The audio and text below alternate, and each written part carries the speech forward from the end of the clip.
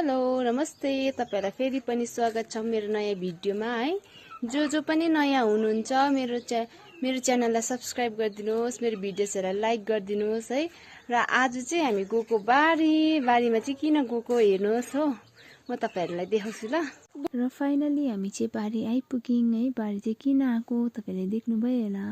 यहाँ चाहिँ हामी हरियो परियो सागसब्जीहरु टिप्न आएको थियौं है। हरियो परियो खानुपर्छ, हेल्दी हुन्छ भन्छ नि है। अनि त्यही भएर हामी सागसब्जी टिप्न आएको थियौं।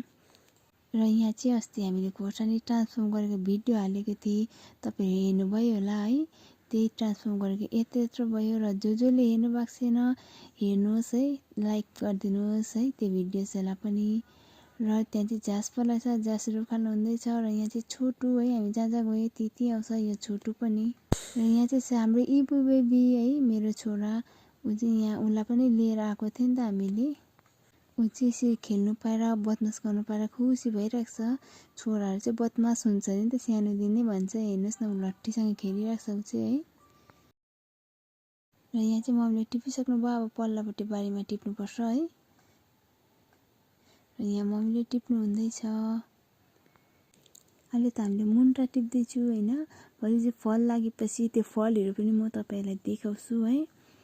र यहाँ चाहिँ छ हाम्रो गाउँ घर यस्तै छ है।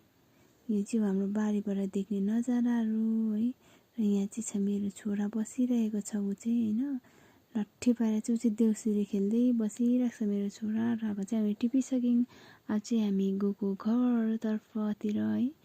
यहाँ चाहिँ बोजू नाति चाहिँ अघि हिँड्दैछ, म चाहिँ पछि भिडियो गर्दै हिँड्दैछु है। र अब चाहिँ हामी घर गएर यसलाई चाहिँ पकाएर खाने है।